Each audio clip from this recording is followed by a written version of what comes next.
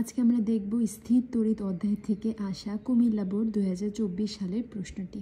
তো প্রশ্নের শুরুতে আমরা একটা চিত্র দেখতে পাচ্ছি। চিত্রে এ একটা বিন্দু, বি একটা বিন্দু, সি একটা বিন্দু, ডি বিন্দু। উপরের চিত্র অনুযায়ী বায়ু মাধ্যমে অবস্থিত এ বি সি ডি অর্থাৎ এ বি সি ডি আয়তক্ষেত্রের এ ও সি বিন্দুতে যথাক্রমে এ বিন্দুতে আছে +1.5 × 10⁻³ কুলম্ব এবং এ ও সি বিন্দুতে যথাক্রমে এবং সি বিন্দুতে আছে -2.5 × 10⁻³ কুলম্ব চার্জ স্থাপন করা হলো এবং আমাদের একটি শূন্য মাধ্যমে পরাবৈদ্যুতিক ধ্রুবকের মান দেওয়া আছে, যার মান হচ্ছে 8.854 × 10⁻12 c² n−1 m−2। ঘ নাম্বার প্রশ্নে আমাদের জানতে চাওয়া হয়েছে বি বিন্দুতে তড়িৎ প্রাবল্য নির্ণয় করো। এই যে বি বিন্দুতে আমাদের তড়িৎ প্রাবল্যের মান নির্ণয় করার কথা বলা হয়েছে। এই যে এখন আমরা এ বিন্দুর চার্জের জন্য বি বিন্দুর তড়িৎ প্রাবল্য বের করব, সি বিন্দুর সাহায্যে বি বিন্দুর তড়িৎ প্রাবল্য বের করব, তারপর বি বিন্দুতে লব্ধি প্রাবল্য বের করলে আমাদের বি বিন্দুতে তড়িৎ প্রাবল্য নির্ণয় করা হয়ে যাবে। এখন আমরা ওটাই করব। আমরা যদি দেখি আমাদের কি কি দেওয়া আছে, আমাদের দেওয়া আছে এ বিন্দুতে চার্জ Q1 = 1.5 × 10⁻³ কুলম্ব এবং সি বিন্দুতে চার্জ Q2 আমরা যদি ধরি তাহলে এটা আছে -2.5 × 10⁻³ কুলম্ব। এ ও বি বিন্দুর মধ্যবর্তী দূরত্ব D1 = 2 মিটার। বি ও সি এর মধ্যবর্তী দূরত্বকে যদি আমরা D2 ধরি সেটা দেওয়া আছে 1.5 মিটার। আমরা যদি দেখি এই যে এখানে আমাদের দেওয়া ছিল এ ও বি এর মধ্যবর্তী দূরত্ব 2 মিটার এবং বি এবং সি এর মধ্যবর্তী দূরত্ব ছিল 1.5 মিটার। এখন আমরা এই যে এ বিন্দুতে Q1 চার্জের জন্য বি বিন্দুতে প্রাবল্য বের করব। E1 = প্রাবল্যের যে রাশিমালা 1/4πε0 Q1/D1² 1/4πε0 এর মানটা আসে 9 × 10⁹। Q1 এর মান বসিয়েছি এবং D1 এর মান ছিল 2। এতটুকু ক্যালকুলেশন করলে আমরা পাবো 3.375 × 10⁶ নিউটন পার কুলম্ব এবং এর দিকটা হবে এবি বরাবর।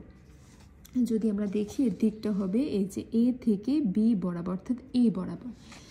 পরবর্তীতে আবার হচ্ছে গা সি বিন্দুর চার্জের জন্য বি বিন্দু তড়িৎ প্রাবল্য বের করবো, অর্থাৎ সি বিন্দুতে Q2 চার্জের জন্য আমরা যদি দেখি এই যে সি বিন্দুতে Q2 চার্জের জন্য বি বিন্দুতে প্রাবল্য E2 = 1/4πε0 Q2/D2²। 1/4πε0 এর মান হচ্ছে 9 × 10⁹ ইন্টু Q2 এর মান হচ্ছে -2.5 × 10⁻³ এই ক্ষেত্রে মাইনাসটা না দিলেও হবে, প্রাবল্য যেহেতু একটা ভেক্টর রাশি তাই মাইনাসটা না দিলেও হবে। আর এখানে D2 ছিল আমাদের 1.5 হোল স্কোয়ার। এতটুকু ক্যালকুলেশন করলে আমরা পাচ্ছি 10 × 10⁶ নিউটন পার কুলম্ব এবং দিকটা হবে BC বরাবর। এখন আমরা বি বিন্দুতে লব্ধি প্রাবল্য বের করব। লব্ধি প্রাবল্য হচ্ছে √E1² + E2² + 2 × E1 E2 cos 90°। আমরা যেহেতু এটাকে E1 ধরেছি আর এটাকে E2 ধরেছি, এটার মধ্যবর্তী কোণটা হচ্ছে আমার 90°। সেক্ষেত্রে আমরা জানি E1 E2 এর মধ্যবর্তী কোণ হচ্ছে কি আলফা = 90°, তাহলে এখানে হবে cos 90°। এখন cos 90° মান হচ্ছে 0, তাহলে এই টোটালটা 0 দিয়ে যদি টোটালটা গুণ করি তাহলে 0 এসে পড়ে। তো আমরা এখন E1 এর মান বসেছি, E2 এর মান বসে এতটুকু ক্যালকুলেশন করলে আমরা পাবো 10.554 × 10⁶ নিউটন পার কুলম্ব।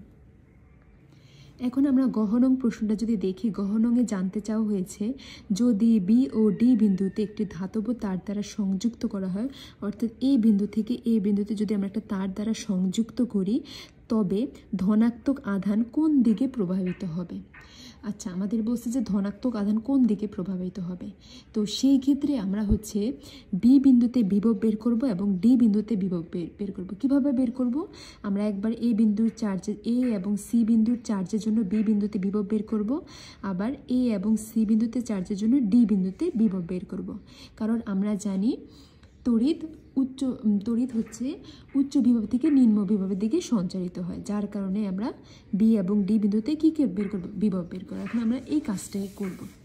তো আমাদের প্রথমে দেওয়া আছে এ বিন্দুতে আধান বা চার্জ, যেটাকে আমরা Q1 যদি ধরি 1.5 × 10⁻³ কুলম্ব এবং সি বিন্দুতে আধান বা চার্জকে যদি আমরা Q2 ধরি সেটা দেওয়া ছিল -2.5 × 10⁻³ কুলম্ব এবং এ বি এবং সি ডি দূরত্ব ছিল D1 = 2 মিটার। আমরা যদি একটু দেখি আমাদের এই যে এ বি এবং CD দূরত্ব ছিল 2 মিটার, যেটাকে আমরা D1 ধরলাম, এবং BC এবং AC এর দূরত্ব ছিল 1.5 মিটার, যেটাকে আমরা D2 ধরলাম।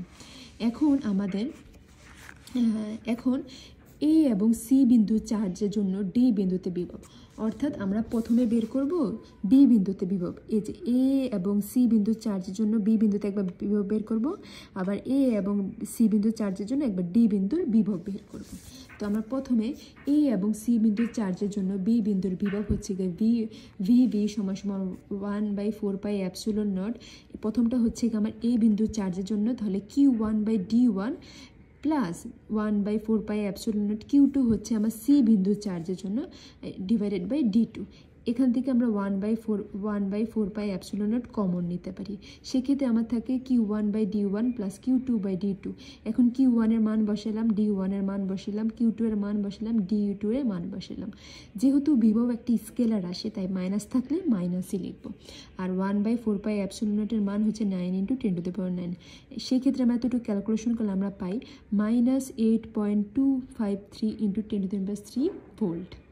ঠিক আছে, এবার আমরা সেমভাবে A এবং C বিন্দুর চার্জের জন্য D বিন্দুর বিভব নির্ণয় করব। ঠিক আছে, আমরা ওখানে B বিন্দুর বিভব নির্ণয় করছি, এখন D বিন্দুর বিভব নির্ণয় করব।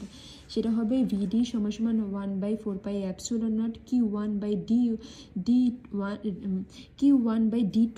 যেহেতু A বিন্দু ছিল, এটা হচ্ছে গিয়ে A এবং C বিন্দুর জন্য। তাহলে আমরা যদি দেখি, এই যে A থেকে D বিন্দুর দূরত্বটা কিন্তু D2, যেটাকে আমরা 1.5 ধরছিলাম, যার কারণে এখানে হবে D2 এবং প্লাস 1/4πε0 Q1/D1, যেহেতু এটা ছিল আমার C এবং D বিন্দুর দূরত্ব, যেটাকে আমরা D1 ধরেছিলাম।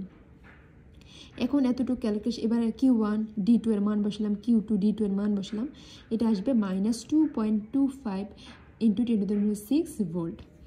এখন আমরা দেখতে পাচ্ছি যে আমাদের VB অর্থাৎ B বিন্দুতে বিভবের মান আসছে -8.25 × 10⁶ ভোল্ট, আর VD অর্থাৎ D বিন্দুতে বিভব আসছে -2.25।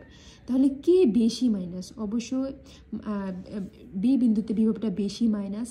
তাহলে কে কম মাইনাস? এটা হচ্ছে গিয়ে D বিন্দুতে বিভবটা কম মাইনাস। তাহলে আমরা বলতে পারি এখানে VD কি বড় VB এর থেকে, অর্থাৎ D বিন্দুতে বিভবটা কি বড় B বিন্দুর বিভব থেকে, কারণ D বিন্দুতে আমার কম মাইনাস, তাহলে এটার বিভবটা কি বেশি।